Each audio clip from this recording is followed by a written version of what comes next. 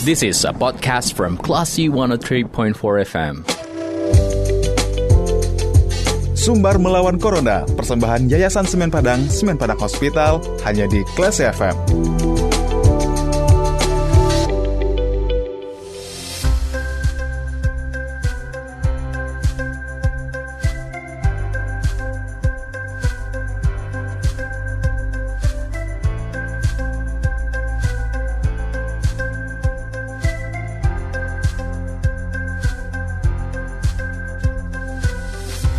.3,4 Classy FM, this is the actual radio. Selamat sore Classy People, saatnya Anda mencermati Sumbar melawan Corona, persembahan Yayasan Semen Padang Hospital bersama saya Dita Indira. Nah Classy People, sudah semakin dekat ya suasana lebaran kita rasakan. Namun di kondisi lonjakan COVID-19 saat ini, sepertinya kita perlu menahan dulu nih rindu terhadap kampung halaman agar kita dapat memutus mata rantai penyebaran COVID-19 ini, Classy People. Nah, terkait dengan menahan rindu terhadap kampung halaman, kita akan bahas bersama dengan dokter spesialis kejiwaan dari Semen Padang Hospital, Dr. Muhammad John Abrahim, SPKJ. Kalau gitu kita sapa dulu. Assalamualaikum, selamat sore dokter. Waalaikumsalam warahmatullahi wabarakatuh. Gimana kabarnya sore hari ini dok? Sehat ya? Ya, alhamdulillah masih semangat untuk menunggu berbuka puasa. Iya. Alhamdulillah. Nah dokter, pemerintah kan ini melarang mudik ya. Tapi masih aja nih ada yang nekat pulang lebih awal, terus juga menerobos pos penyekatan, sementara larangan mudik. Ini kan tujuannya untuk menekan mobilitas supaya lonjakan ini nggak besar-besaran ya. Nah dokter melihat situasi masyarakat seperti ini bagaimana dokter? Ya, terima kasih. Jadi kalau kita melihat bahwa ini pelarangan yang kedua ya, yang tahun kemarin kan juga dilarang, dan ini tahun ini juga dilarang karena memang kurvanya secara eksponensial menaik seperti itu ya. Nah kita melihat sekarang ini kita itu kan suatu kewajaran ya kalau orang pulang kampung, apalagi dengan sejarah panjangnya mudik ya. Kalau kita kembali ke sejarah, ibaratnya orang Indonesia itu dengan mudik itu adalah sesuatu yang sudah menyatu mendarah daging. Jadi kalau kita lihat sejarah, itu kan sejarah mudik itu dimulai dari zaman Majapahit sampai Mataram Islam, sampai pada era tahun 1970-an itu mudik itu sangat-sangat erat. Jadi kan kalau dari asal katanya mudik artinya kembali ke udik. Kembali ke udik itu maksudnya kembali ke asal, titik asal. Nah titik asal itu di mana orang-orang yang merantau kembali ke kampungnya. Nah itu yang memang sudah sejarah. Apalagi kalau kita lihat suasana lebaran dengan adanya mudik, lagu-lagu zaman dulu, Bapak Oslan Hussein almarhum itu ada lagunya ya untuk lebaran, lagunya Tompi juga tentang lebaran dan mudik, lagu Bimbo. Nah memang itu sudah mendarah daging, tetapi di satu sisi kita harus melihat di mana adanya keinginan dan juga kebutuhan. Nah sekarang memang mudik itu jadi dua, keinginan dan kebutuhan, karena tahun kemarin tidak bisa mudik. Di satu sisi lagi ya kurvanya masih naik dan kita juga menjadi terhambat. Nah di sini perlu pengertian di antara masyarakat, jangan sampai terkesan nanti pemerintahnya yang menghambat masyarakat untuk pulang. Tetapi memang itu ada kepentingan bersama seperti itu. Baik, lalu sebagai masyarakat bagaimana kita menyikapi nih tradisi mudik ini dari segi tradisi sekaligus melihat ancaman bencana ada di depan mata nih dok? Betul sekali. Ya, sekarang kan memang kita, alhamdulillah ya, kita hidup di zaman yang sudah modern, yang kita bisa menghadirkan saudara-saudara kita di depan kita dalam bentuk layar kaca atau di HP ya. Nah, sekarang ini kan udah revolusinya 4.0 dengan artificial intelligence yang cukup tinggi. Ya udah, pakai aja dulu untuk sementara video call. Nah, itu mungkin solusi sederhana ya. Karena ya walaupun rasanya beda, tapi ya minimal secara visual kita bisa bersua, melihat senyum dari orang yang di kampung, bisa melihat, menanyakan kabarnya. Tapi ya mungkin tidak bisa kita memeluk, kemudian cium tangan, sungkem, mungkin belum bisa ya. Tapi kalau kita syukuri ya, kita lihat sisi positifnya aja. Kita pakai teknologi gadget, sehingga kita bisa bisa menikmati mudik juga walaupun dalam bentuk virtual seperti itu. Atau pakai Google Maps juga bisa tuh. Google Maps ke kampungnya langsung lihat. Yang pakai live ya, Google Maps ya Google Earth maksud saya. Jadi Google bisa Earth kampung. Yang online itu bisa langsung ke tempat rumahnya langsung itu bisa detail sekali. Iya benar. Tapi nih dokter, kalau kita melihat kan banyak yang ngotot sampai melanggar larangan. Bisa terbilang nekat juga lah ya, pada sudah jelas-jelas larangannya seperti apa. Yeah. Nah mungkin secara psikologis apa sih alasan mereka sampai rela ngotot seperti ini, dokter? Betul. Ya, kita kembalikan lagi. Sekarang gini, ketika seseorang rindu itu ada tahapannya ya. Jadi kalau rindu itu bagian dari cinta juga.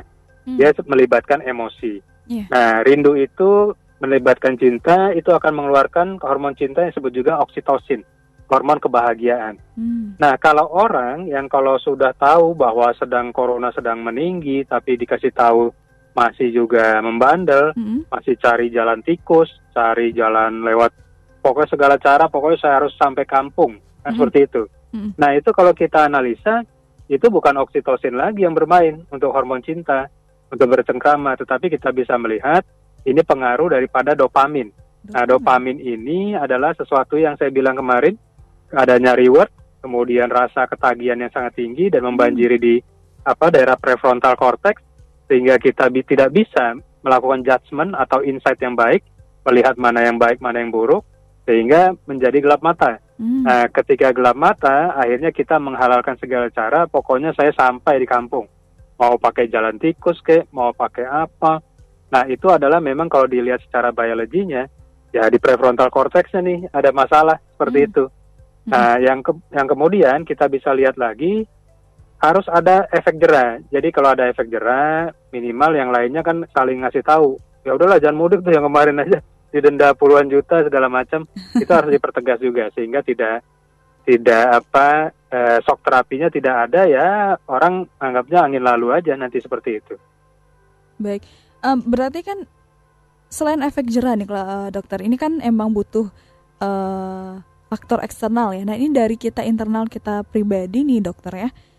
Bagaimana kita membedakan antara kerinduan kita terhadap kampung halaman ini udah mengandung dopamin nih, bukan lagi sebuah kebutuhan yang primer gitu. Ya, betul sekali. Jadi sekarang gini, kita kembali kepada teori Maslow ya, Bapak psikologi Maslow. Di situ ada piramid ya, piramid daripada Maslow. Kalau di bottomnya, di dasarnya itu kebutuhan sandang, pangan, papan. Kemudian kalau naik lagi piramid yang kedua itu kepada kebutuhan sekunder, rasa aman, rasa rindu dan segala macam, itu di bottom nomor 2. Nomor 3 nanti psikologisnya. Kemudian paling atas itu adalah untuk tingkat aktualisasi diri. Nah, terkadang kalau kita harus melihat dulu kita ini pulang untuk tujuannya apa. Apa mau menularkan kepada saudara-saudara kita di kampung, berarti kita melakukan lebih banyak mudorotnya daripada manfaatnya. Atau kita ini mau pamer, misalnya pakai mobil baru dengan PPNBM 0% ya kan, mobil baru-baru semua nih kan, wah dipamerkan ke ini, bisa jadi. Atau jangan-jangan kita memang tujuannya mulia, memang mau silaturahmi, memang itu. Nah, kalau tujuannya mulia, berarti bisa kita tahan, bisa kita mundurkan. Di beberapa bulan kemudian, nanti sudah tidak ada larangan, kemudian kurvanya menurun. Nah, nanti niat-niat mulia kita itu masih bisa tersalurkan. Nah, jadi kita posisinya di mana nih? Mau pamer, mau misalnya mobil baru, atau mau niat pindahin penyakitnya ke orang di kampung? Nah, itu kita perlu evaluasi. Jadi sekarang kita harus melihat bahwa kebutuhan-kebutuhan itu, walaupun di teori Maslow-nya itu masuk piramidanya, kita harus menahan diri. Karena segala sesuatunya bukan karena menurut kita, tetapi juga dari kacamata yang lebih besar lagi. Mungkin seperti itu ya. Iya, berarti butuh kita kaji ulang lagi ya, tujuan yang benar-benar tujuan untuk mudik itu apa ya dokter ya? Kalau sudah terlihat bisa kita bedakan, ini udah mengandung dopamin nih, udah nggak rasional lagi nih alasannya gitu. Iya. Baik dokter. Nah, terakhir closing statement nih dokter, bagaimana caranya kita menanamkan di mindset kita nih agar kita tidak dikendalikan oleh si dopaminnya ini, tapi lebih ke rasionalitas kita dalam menahan diri dulu, nggak apa-apa nggak mudik, yang penting kita sama-sama bahagia, kita sama-sama menjaga. Nah ini gimana dokter? Ya, jadi kalau dopamin itu kan adalah suatu neurotransmitter hormon yang memang bersifat reward dan bersifat menagih. Nah, ketika sesuatu yang menagih itu memang sesuatu yang perlu ada pemutus. Nah, pemutusnya itu salah satunya ya udah sekarang kita harus benar-benar sadar bahwa memang kita tidak boleh mentransmisikan daripada penyakit atau corona kepada kawan-kawan atau saudara kita yang ada di kampung.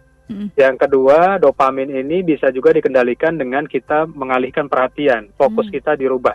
Nah, misalnya fokusnya ya udahlah kita nggak pulang kampung, kita acara misalnya di tempat yatim piatu, acara di yang lain atau saudara yang dekat-dekat rumah dulu yang bisa didatangi, itu mungkin lebih baik lagi.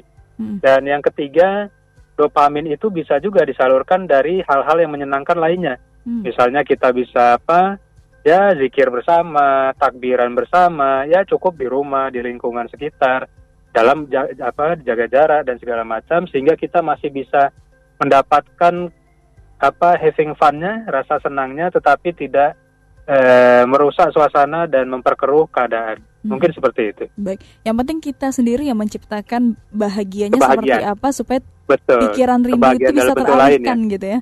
Betul. Baik, terima kasih dokter sudah memberikan pencerahan sama-sama. nih buat yang mungkin kangen mudik. Sama-sama. Iya. Atau mungkin dokter juga lagi menahan rindu untuk mudik nggak nih dokter? Iya, sama-sama saya juga lagi nahan ini. Oke, baik dokter. Iya. Terima kasih sore ini sudah berbagi motivasi juga bersama kita ya dokter ya. Oke. Baik, selamat melanjutkan aktivitas. Ya. Assalamualaikum dokter. Waalaikumsalam. Baiklah si people, itu tadi obrolan kita bersama dengan dokter spesialis kejiwaan dari Semen Padang Hospital, ada Dr. Muhammad John Abrahim SPKJ, tentang bagaimana kita mengendalikan diri terhadap rindu kampung halaman nih kelas people. Jadi tahan dulu mudiknya supaya COVID ini bisa segera mereda ya, dan kita tidak memperburuk situasi dan juga kondisi. Kalau gitu